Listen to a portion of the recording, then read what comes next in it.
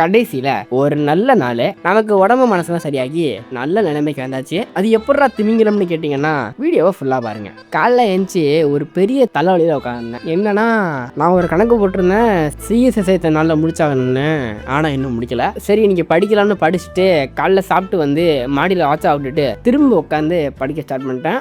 எப்படியோ இன்ட்ரெஸ்ட் எடுத்து படிக்க ஸ்டார்ட் பண்ணியாச்சு. இதுலயே நமக்கு பாதி மென்டல் ஹெல்த் சரியாயிடுச்சு. அப்படியே மதியம் சாப்பிட்டு செத்த நேரம் டயத்தை ஓட்டிட்டு சாயங்காலம் விளையாட போயிட்டேன். அங்கே என்ன கதைனா 2 வாட்டி பால் அவுட் ஆஃப் ஸ்பேஸ் போயிடுச்சு. முதல் முறை மாடியில் உள்ள ஷெட்ல மாட்டிக்கிச்சு. அப்போ நம்மள வந்து காப்பாத்தினவரு ஸ்பைடர் பவி மரத்து மேலாம் ஏறி நமக்காக கஷ்டப்பட்டு பால் எடுத்து வந்தாப்புல. இவன் தான் பால் வாங்கி அடிச்சவன். மூஞ்ச மறைச்சிட்டான் பாருங்க. பால் யாரு போட்டதுன்னு தெரியுமா? கோவிந்தன் தான். 2வது முறை பால் எங்க போயிடுச்சுன்னே தெரில. 2 பேரே க்ளோஸா இருக்க ஷெட்டுக்குள்ள அடிவழியா பூந்துலாம் தேடுறாங்க. நான் என்ன பண்ணேன்னா வீட்டை சுற்றி வந்துக்கிட்டு இருந்தேன். ஆனாலும் பால் கிடைக்கவில்லை.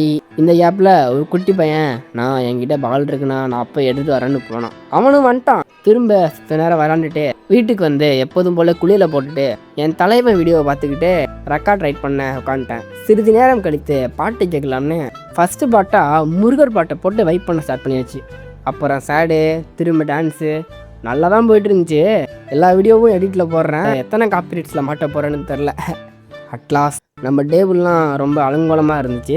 அதை லைட்டாக சுத்தம் பண்ணிவிட்டு ஃபுல் டயர்டில் ஒரு மணி அளவில் மட்டை ஆக்டிங் நண்பர்களே. மொத்தத்தில் ரெக்கார்டு முடிக்காமல் வைப் தான் பண்ணிட்டு இருந்திருக்கேன். இறுதியாக நம்ம இன்னைக்கு கடினமாக இருந்ததால் மன கஷ்டத்துலேருந்து வெளில வந்துட்டோம்.